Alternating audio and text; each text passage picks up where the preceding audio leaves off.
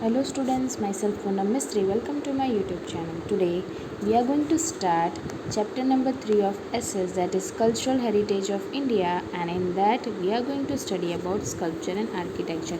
As we have already started the chapter Heritage of India, in that we have the natural heritage and cultural heritage. Then in the second chapter we completed about art and architecture, right? Like it not architecture but traditional handicrafts and fine arts. It was about art, right? So now in this chapter we are going to continue about sculpture and architecture. Now, as we already know that India is world famous for its rich cultural heritage. Okay, cultural heritage आपको पता ही होगा. If I ask you the question again that what do you mean by cultural heritage, then revise it again. Cultural heritage means those things which are ancestors or those are forefathers have preserved for us, and we are still utilizing it, we are still using it, which has been preserved from many years until today. We can see those things and we are using it. That is cultural heritage. Cultural heritage मतलब man made, the things which are made by man. Okay, and detail में हमने culture heritage के बारे में पढ़ा ही था. मैंने जो स्टार्टिंग में बोला वो हेरिटेज था कल्चर में man, made by man. The art of sculpture and architecture has brought a unique identity to India. अब ये जो आर्ट है स्कल्पचर का, स्कल्पचर्स में statues and many other things जो आएंगे, स्कल्पचर्स, फिर आर्किटेक्चर पूरा, वो जो है उसके वजह से इंडिया को एक यूनिक पोजीशन मिला है.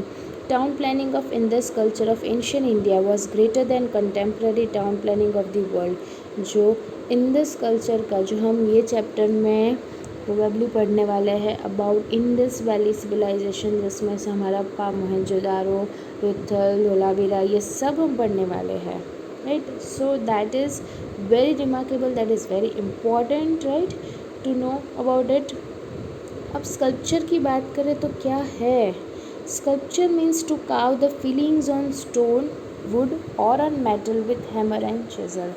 चिजल वो भी एक थिंग जिससे हम मीट एंड फ्रूट कट करते हैं, वो चिजल होता है. ओके, हैमर कैसा होता है, वैसे चिजल डिफरेंट होता है. सो स्कल्पचर का मीनिंग होता है it means to carve the feelings on stone, wood और on metal with hammer and chisel.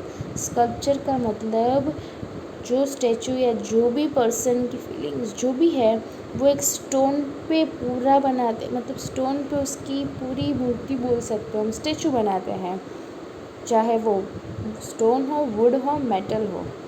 किससे बनती है तो with hammer and chisel. The best definition for sculpture, and it can be asked for 1 mark, that what do you mean by sculpture, then you can write the definition, that is the art of shaping figures or design with facial expression in round or in relief professionally performed by a sculptor with the help of chisel and hammer is known as sculpture. मतलब जो art मैं हूँ या आप हो, we are not going to do that thing जो हम नहीं कर सकते, right. The art of shaping figures और डिज़ाइन, ये जो आर्ट है जो फिगर्स को शेप करना डिज़ाइन से with facial expression. For example जो आर्टिस्ट होते हैं वो क्या करते हैं, अगर कोई पर्सन को बिठाया है एग्जैक्टली उसके फीलिंग इमोशन एग्जैक्टली वो पेंट कर सकते हैं. वैसे ही यहाँ पे स्टैचू बनाना है विथ एनी मेटल, ये एनी स्टोन है, वुड है, जो भी हो, तो अलॉन्ग विथ हिज और हर फेशियल एक्सप्रेशन वो पूरा स्टैचू में वो scalp it is sculpted, right, and professionally performed by a sculptor. और of course वो professional ही होगा जो ये काम कर सकता है. with the help of chisel and hammer is known as sculpture. when we talk about architecture, simple meaning of architecture मतलब construction work है.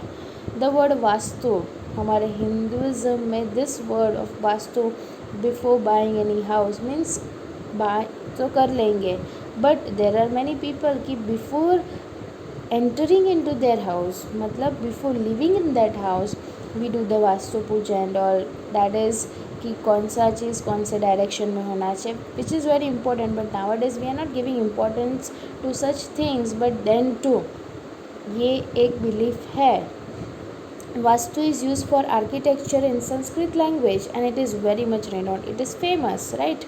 In this reference, art of constructing buildings, houses, towns, wells, forts, पहले क्या करते थे, even एक पानी का खड्डा भी उनको डिग करना हो, देन टू वो लोग वहाँ पे वो खातमुहूर्त हम बोलते हैं ना, वो पूजा करते हैं वो लोग before digging that thing.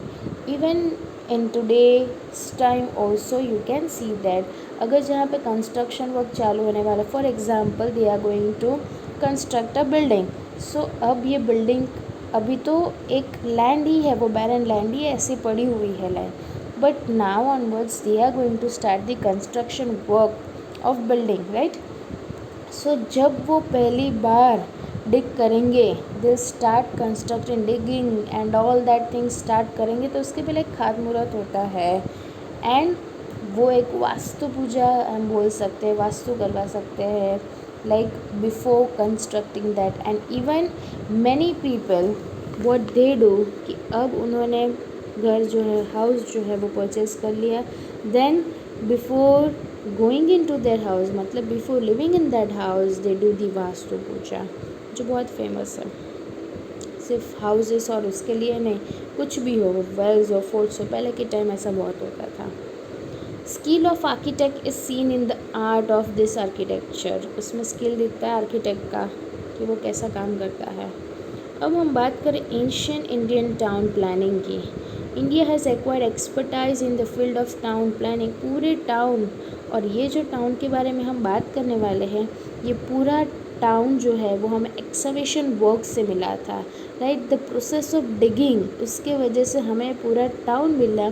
And after looking that town people came to know that एक ऐसा भी टाइम था जब people were highly civilized and they knew all that things, because ये टाउन प्लानिंग जो तरीके से किया था उसको जज करके बोल सकते थे पीपल कि नहीं, during that time people were also looking after this matters, they were taking care of this things, they were doing that, they were doing this and all many things. Many such towns have been found out during archaeological excavation work. बहुत सारे towns मिले थे.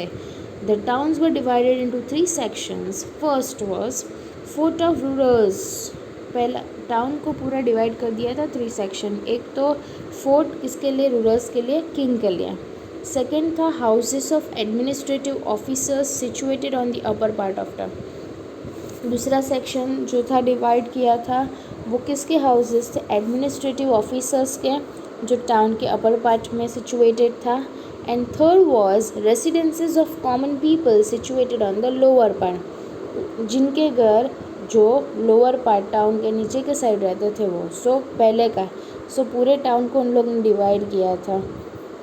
ऊपर का section rulers king के लिए, फिर upper part जो है वो एडमिनिस्ट्रेटिव ऑफिसर्स और लोअर पार्ट जो है वो रेसिडेंट्स कॉमन पीपल के लिए. Fort for rulers were constructed on the upper part of the town, as I have already cleared that कि सबसे ऊपर जो था वो रूरल्स के लिए फोर्ट्स थे. फिर अपर part of the town is safe and protected with houses having 2 to 5 rooms, because वहाँ के किंग के थे, so that was safe and it was protected with houses having 2 to 5 rooms each. Okay. Houses on the lower part of the town are mainly constructed with handmade bricks. Why? Lower part में handmade bricks because वहाँ पे people, common people ही रहने वाले थे. That is why they have constructed handmade bricks. People of Indus Valley civilization has developed many more beautiful and systematic towns than many other civilizations of the world from the architectural point of view. After seeing this Indus Valley civilization का work, ऐसा लगता है कि उनकी जो system थी it was very good, it was beautiful then any other civilizations of the world. अगर architecture की बात करें, क्योंकि उनका ऐसा प्लानिंग था, सिस्टमेटिकल प्लानिंग था वो. Among all of them, Harappa and Mohenjodaro had the best town planning. आप जब डिटेल में इसके बारे में पढ़ने वाले हो, very soon we are going to study about that. So you will come to know कि कैसे टाइप के पीपल, कैसे टाइप का पूरा टाउन था वहाँ पे. Let's continue with the Mohenjodaro. In 1922 archaeologist named Rakhaldas Banerjee and Dayaram Sahni found out remains of huge town planning. ये दोनों ने मिलकर ये टाउन प्लानिंग फाइंड आउट किया. रिमेन जो एक्सावेशन वर्क से मिला वो. During excavation work which was being carried out under the guidance of Sir John Marshall and Colonel Mackay in Larkhan district. Actually ये सर जॉन मार्शल है और colonel मैके जो है उनके कहने पर ये दो पर्सन कौन, रखलदास बनर्जी एंड दयाराम साहनी, उन्होंने वाइल एक्सकवेशन वर्क उनको ये रिमेन्स मिले थे ये ह्यूज टाउन प्लानिंग के ऑफ मोहनजोदारो. ओके, मोहनजोदारो का मीनिंग क्या होता है? हीप ऑफ द डेड्स, पुराने टाइप का, कैसा बोलते हैं ना, जो खजाना जो मर गए वो उसका, द थिंग्स जो मर गए वो, because people were not there, only the remains we can see there. अब हम मोहनजोदारो को डिटेल में पढ़ते हैं. Remember students that in exam the question may be asked that describe the town planning of Mohenjo-daro. So now here first you can write down the introduction part that in 1922 archaeologist ये जो रखलदास बैनर्जी है, दयाराम साहनी है, they have found out the remains of huge town planning excavation work के time, जो किसके guidance के under हुआ था वो. ओके, और मोहनजोदारो का मीनिंग लिखोगे, ये इंट्रोडक्शन में लिखो. Now the town planning starts. First is the construction of the town. कैसे था? तो from the point of view of town planning Mohenjodaro is the best, क्योंकि बहुत अच्छा टाउन प्लानिंग था. If you will listen that, you will hear it, then you will also come to know that yes that was the good town planning done by them. Houses were build on high plinth. Y, ये sentence पढ़ के हमें पता चल जाता है कि why houses were built on high plinth, so that to prevent from flood water to come inside, right, to protect them from floods and dampness. The houses of the rich people were double storeyed having 5 to 7 rooms. जो rich people के houses थे वो double storey, single storey नहीं था, first second floor दोनों. While those of first second, I mean to say is that नीचे तो होता है ऊपर भी होता है, double storey. While those of the poor people की बात करें तो they were single storey having 2 to 3 rooms. Double storey में डबल था लाइक नीचे ऊपर, एंड सिंगल स्टोरी में सिर्फ 2 to 3 रूम्स थे. The town was fortified very nicely. The main entrance of the houses opened on the side lanes and not on the main roads. Why? Can you imagine that why the main entrance of the houses were opened on the side lanes and not on the main roads? It means that जहाँ पे main road था ना वहाँ पे उनका entrance नहीं रखा, क्योंकि वो मेन रोड था, वहाँ पे पब्लिक आती जाती बहुत रहती है, व्हीकल्स बहुत पास होते हैं वहाँ से. सो उन्होंने साइड लेन्स जो आती है, अंदर जो लेन जाती है वहाँ से उनका एंट्रेंस रखा, सो दैट वो ईजी पड़े उनको. Remains of the store house, kitchen and bathroom, जो एक्स्ट्रा डंप है वो हर एक घर में, मतलब उसकी भी फैसिलिटी की थी. There was proper arrangement of doors and windows. क्यों अरेंजमेंट प्रॉपरली की थी? सो दैट वेंटिलेशन हम बोलते हैं ना, एयर जो है वो पास हो सकती है, to keep the houses airy and ventilated as I have said. वो कंस्ट्रक्शन था. तो you have to remember that rich people का डबल स्टोरी था, पुअर पीपल का single storey of 2 to 3 rooms. Town बहुत अच्छे से फोर्टिफाई किया गया था. मेन एंट्रेंस साइड लेन से थी, not on the main road. जो स्टोर हाउस का रिमेन्स, किचन का रिमेन, बाथरूम का रिमेन, वो हर एक घर में मिल जाता था. डोर्स और विंडोज़ की अरेंजमेंट बहुत अच्छे से की थी, सो दैट हाउसेस जो थे उनके एयरी और वेंटिलेटेड है. Now when we talk about the roads are the main features of this town planning. The roads were 9.75 meters wide, not like us कि एक कार जाती हो, हमारे मेन सिटी की बात करें, एक कार जाती हो तो उसके बाजू में सेम दूसरी कार नहीं जा सकती, ये प्रॉब्लम क्रिएट करती हैं. और एल्स 6 व्हीलर्स है, जो भी ट्रक है या जो भी बड़े बड़े व्हीकल्स है, वो अगर सिटी में जा रहे हो तो उसके बाजू में सिर्फ 2 व्हीलर भी बहुत मुश्किल से पास हो सकती है. बट यहाँ पे तो already roads were wide. The small link roads cross the major ones at the right angles. हर एक रोड जो है वो कहाँ पे मिलते थे? It cross the major ones, छोटा रोड जो है वो मेजर रोड से कहाँ पे क्रॉस होता था? At the right angle, 90 degree बोल सकते हैं। The roads were wide enough for a number of vehicles to pass at a time, जो मैंने बोला कि एट अ टाइम बहुत सारे व्हीकल्स पास हो सकते थे एक ही लाइन में। Pits on the road side suggest that there might have been lamp post, के लिए दिख जाता है कि ओके लैम्प पोस्ट था वहाँ पे। रोड्स ऑफ टाउन वो straight main roads without any, वहाँ के टाउन के जो रोड्स थे वो स्ट्रेट मेन रोड्स थे, कोई टर्न्स और ऐसा कुछ नहीं, straight straight straight. This is considered to be a speciality of ancient time, ये स्पेशलिटी थी उनकी। एंड इतना सुनकर भी आपको पता चल गया कि प्लानिंग बहुत अच्छी तरीके से किया था। अब आगे की बात करें तो there were two main roads, one was going from north to south, another was going from east to west. Both crossed each other. Obviously they are going to cross each other at the right angle, क्योंकि एक east से waste जाने वाला एक north से south, तो बीच में तो मिलेगा ही ना वो। Next, when we talk about the drainage system of Mohenjo-daro, drainage system is also a unique feature of this town planning. Such a drainage system was found nowhere except the island of Crete in Mediterranean Sea. ऐसा drainage system कहीं भी नहीं देखा, सिर्फ Mediterranean सी में जो island है वहाँ पे देख सकते हैं। This system was build to drain dirty water. अब ड्रेनेज सिस्टम क्यों? जो डर्टी वाटर टाउन का जो है उसके लिए ड्रेनेज सिस्टम लगाई थी। Each and every house has a cesspit, dump करने के लिए, जो कचरा डंप करने के लिए सेसपिट था, dustbin. This planned, systematic and efficient drainage system clearly proves that they were very careful about their health and hygiene, right? ये systematic drainage system देखकर हमें ऐसा लगता है कि they were very careful about their health and hygiene.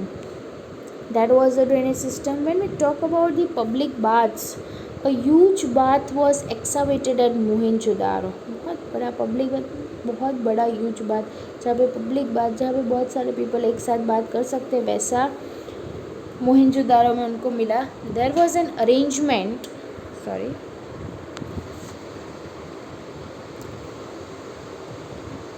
There was an arrangement to put fresh water in and dirty water out. Public bath में भी fresh water अंदर आ सकता है, डर्टी वाटर आउट के लिए बहुत अच्छी अरेंजमेंट थी। There might have been facility for hot water also. Public bath में how can you imagine that hot water है, but then too they have arranged and small rooms for changing the clothes. जैसे हम कोई resort में जाते हैं तो वहाँ पे small rooms होते हैं, changing rooms, जहाँ पे clothes change कर सकते हैं, तो वैसे यहाँ पे public baths तो थे ही, apart from that side में उन्होंने changing rooms रखे थे। This public baths have been used on festivals and religious ceremonies के time use होता था. So that was the public bath. And next is the public buildings. The ruins of the two huge buildings have been found at Mohenjo-daro. Ruins जो ऐसी सड़ गई थी, दो building ऐसी मोहनजोदारो में मिली और उन्होंने ऐसा जस्ट अंदाज़ा लगाया that they might have been use as a town hall के लिए यूज़ करते होंगे, और as a theatre of administrative office, या तो ग्रैनरी के लिए जहाँ पे बोल सकते कि हम ग्रॉसरीज मिल सकती हैं। The barrack of such buildings was also found out. This must have been use to accommodate soldiers. ऐसा भी लगा कि सोल्जर्स को रहने के लिए भी ये प्लेस हो सकती है। So they were just assuming many things and they thought that the town planning was fantastic. Okay, so that was all about the Mohenjo-daro. You have to remember you have to remember each and everything about the Mohenjo-daro, because either it may be asked for 5 marks, or either what they can do is they can just tell you to write about the Mohenjo-daro and explain the drainage system and public bath. They can also ask like this. So this answer is important. Do learn this answer properly. Okay, thank you for watching my video, and in the next video we are going to continue about the Harappa civilization.